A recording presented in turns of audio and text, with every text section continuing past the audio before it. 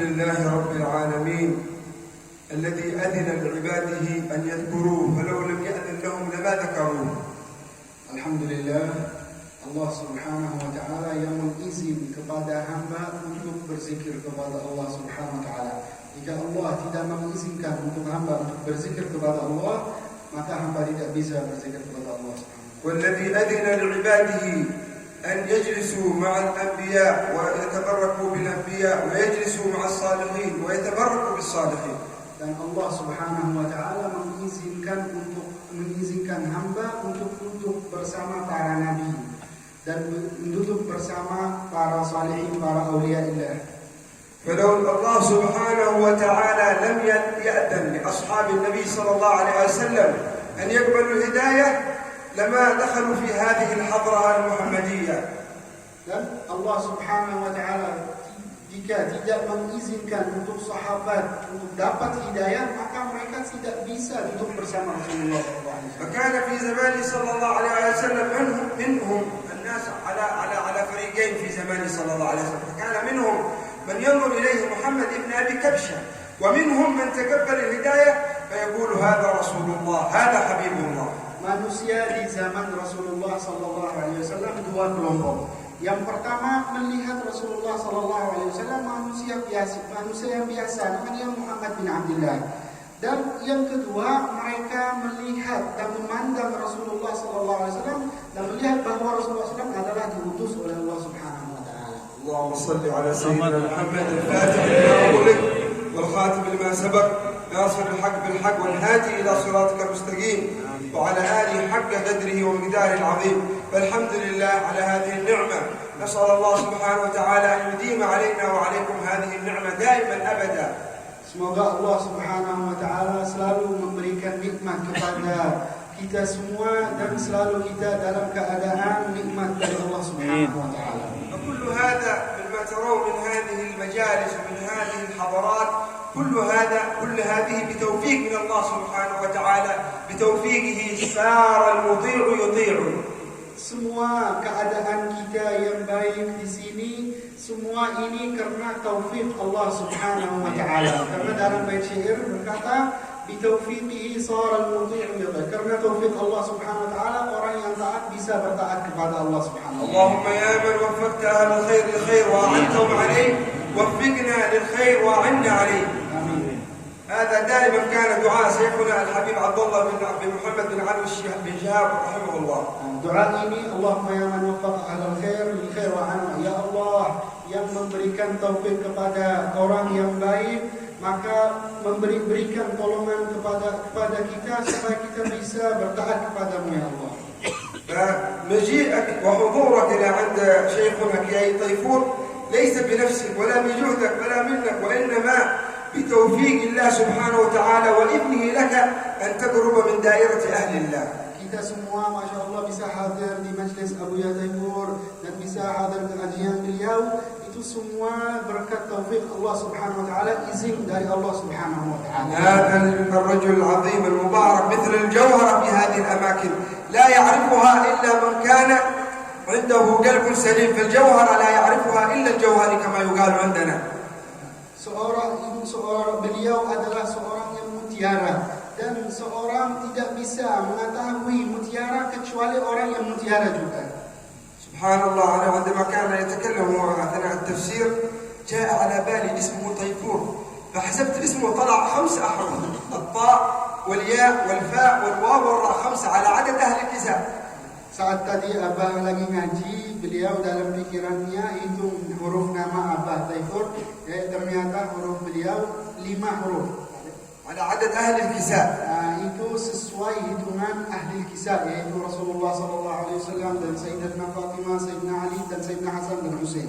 فهذا الرجل اسمه عجيب، وقته عجيب، صبره على الدعوة إلى الله، طلب العلم، جلس 10 سنوات من سيدي المحدث الحبيب محمد بن علوي المالكي رحمه الله. كل هذا لما تفكر في هذا الشيء تتعجب كيف صبرهم.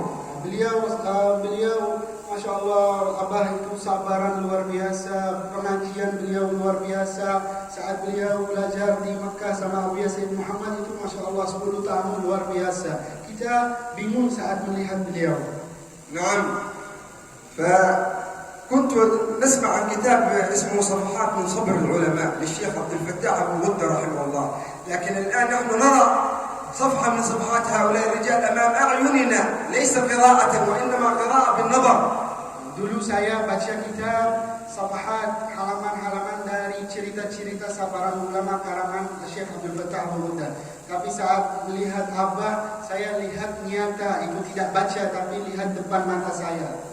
من نحن حتى نحضر بين يديهم ونجلس معهم؟ من نحن؟ من أنا لولاكم؟ Siapa kita yang bisa, siapa kita aja yang kita bisa hadir kepada bersama Abuya? Kita tidak ada apa-apa kecuali dengan berkat Abah. كلامه بركة علينا وعليكم، نظره إلينا بركة علينا وعليكم، ضحكه حتى ضحكه دعوة إلى الله. Beliau bicaranya berkah kepada kita, beliau mandang kepada kita itu berkah, bercanda beliau kepada kita juga kita dapat berkah. الحمد لله على ذلك، نعمة من الله سبحانه وتعالى. لو سجدنا على الجمر ما أدينا حقها يا إخواني يا أحبابي. Ini nikmat yang sangat agung, yang sangat mulia. Kita kalau mau membalas nikmat ini hingga kita bersujud atas arang, kita tidak bisa memenuhi bersyukur kepada Allah Subhanahu wa taala atas nikmat ini. أنت تظن أن حضورك إلى هذا المجلس يعني عادي هكذا؟ لا، غيرك ما يقدر يحضر إلى هذا المكان لأن الله سبحانه وتعالى ما فتح له الباب. Kita jangan berkira kita bisa dari diri sendiri bisa hadir majelis ini. Banyak orang yang dekat dari sini tapi tidak bisa hadir ini. Karena itu izin dari Allah Subhanahu wa taala. Allah yang membuka pintunya. لأن هذا القلب يتأثر ويتقلب، سمي القلب لأنه يتقلب من حال إلى حال، من حالة سيئة إلى حالة حسنة. نسأل الله التوفيق، من حالة حسنة إلى حالة سيئة والعياذ بالله. Karena hati itu biasanya hati berubah dari hal keadaan yang baik ke keadaan yang buruk, dan semoga Allah Subhanahu wa taala merubahkan hati kita dari keadaan yang buruk ke keadaan yang baik. يقول قائلهم تعبيرا عن هذا التأثر، تأثر القلب هذا، قال إني إذا حضرت مجلس محمد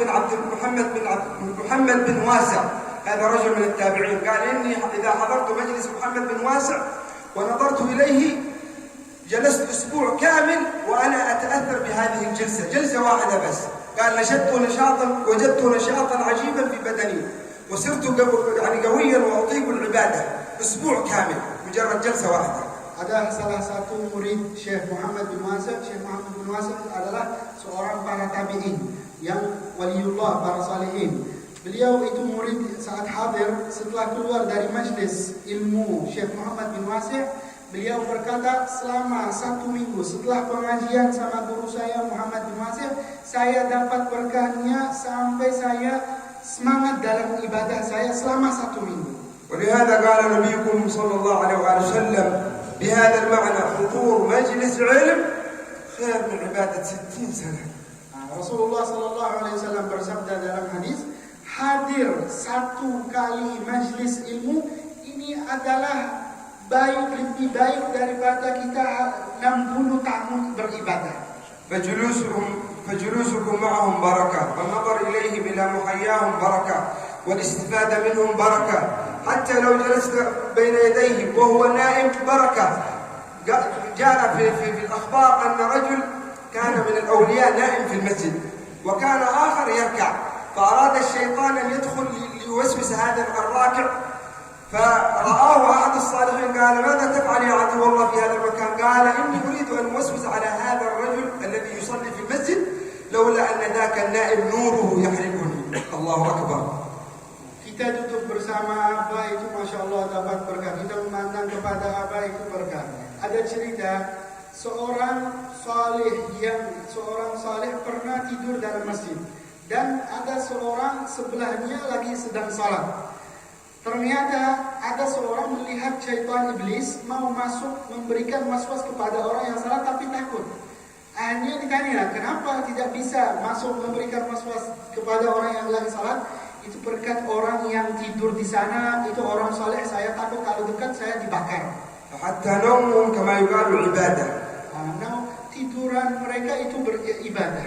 Hatta law takhdumuhum anta biqalbin salim أنت تستفيد من هذه الخدمة، ليس هم يستفيدون منك، وإنما أنت اللي تستفيد. Kita berkhidmah kepada beliau dengan hati yang selamat, hati yang baik, kita yang dapat berkah, kita yang dapat manfaat. تدعو لهم بالشفاء وبطول العمر وبركة في الوقت، تستفيد أنت. Kita berdoa kepada mereka untuk panjang umur, sehat selalu. Kita yang dapat berkah. فالاتصال بأهل الله له شأن عجيب وله ذوق رفيع لا يعرفه إلا الخواص، خواص الخواص.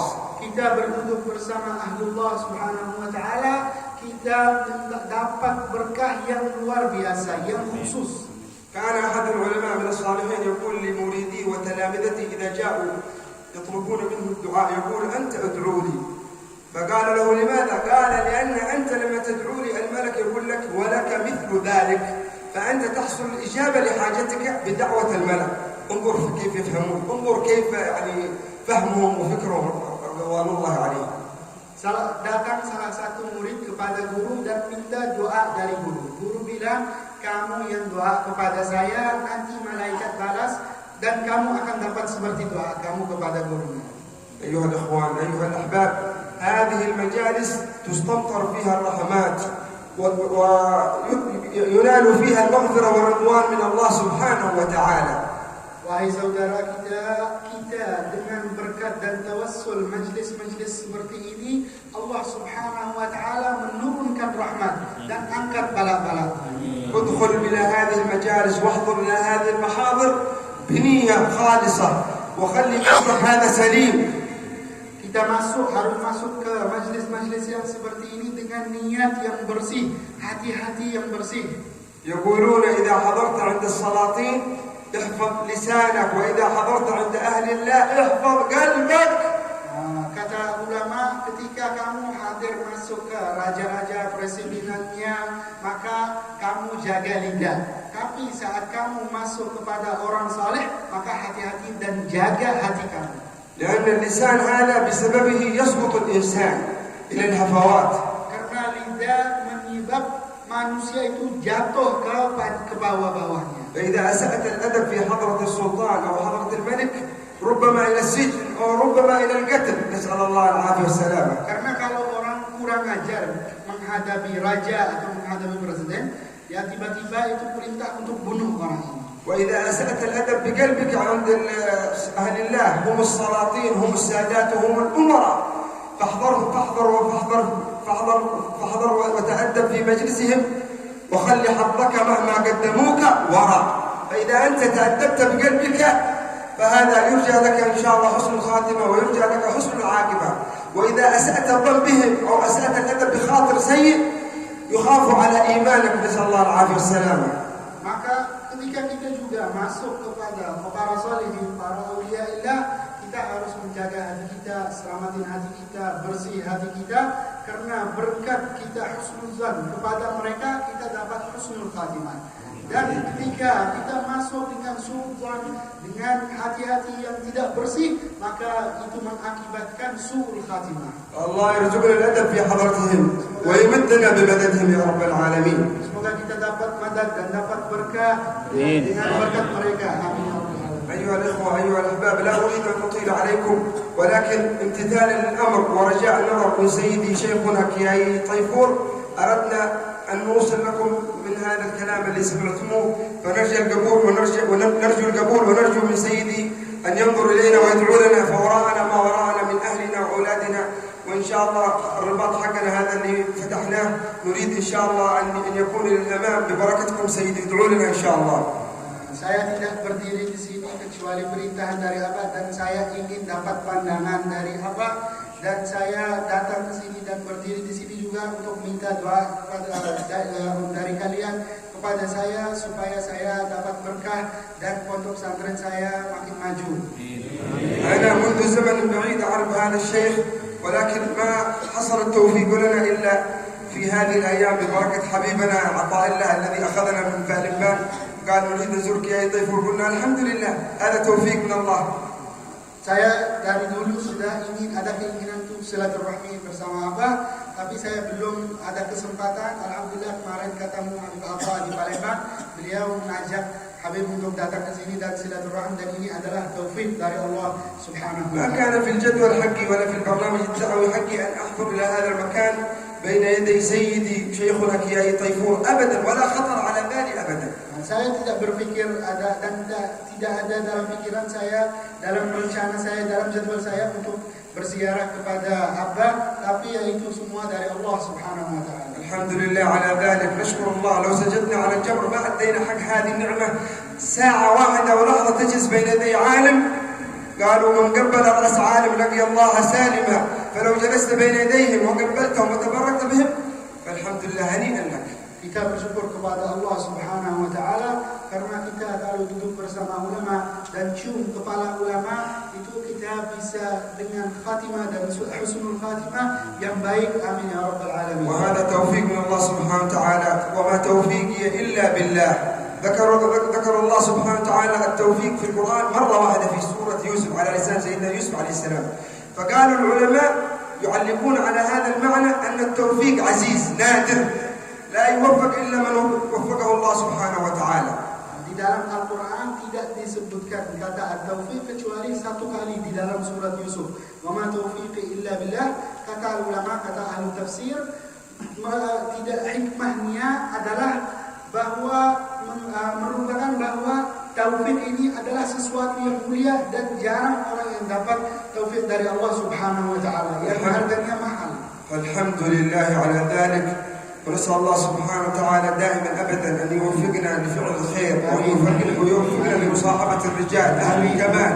اللهم يا من وفقت أهل الخير للخير وعنتم عليه، وفقنا للخير وعنا عليه. اللهم فتحت لنا الباب فلا تردنا خائبين يا أرحم الراحمين. اللهم ادخلنا في دائرتهم وفي حضرتهم دائما أبدا سرمديا يا رب العالمين. اللهم بارك لنا في شيخنا كياي طيفور، ومتعه بدعة صالحة، وبارك في تلامذته وأهله وأهل محبته يا أرحم الراحمين. انظر إليه يا رب العالمين، انظر إلينا ببركته يا أرحم الراحمين. اللهم ما أحضرتنا إلى هذه المواطن إلا لتقبلنا، فاقبلنا يا رب العالمين. أكرمنا يا أرحم الراحمين، يا أرحم الراحمين. نحن في بركتهم ونحن في لحظاتهم ونظراتهم، فلا تخيبنا، لا تردنا خائبين يا أرحم الراحمين. بعد أن دخلنا إلى هذا المواطن حاشا نخيب، حاشا الكريم يردهم عطشا وقد وردوا، وأصل الجود من ذا المنبع. يا أرحم الراحمين، يا أرحم الراحمين، فرج على المسلمين. وصلى الله وسلم على سيدنا محمد وعلى آله وصحبه وسلم. الحمد لله رب العالمين. أشكركم على حسن الضيافة والكرم، والسلام عليكم ورحمة الله وبركاته.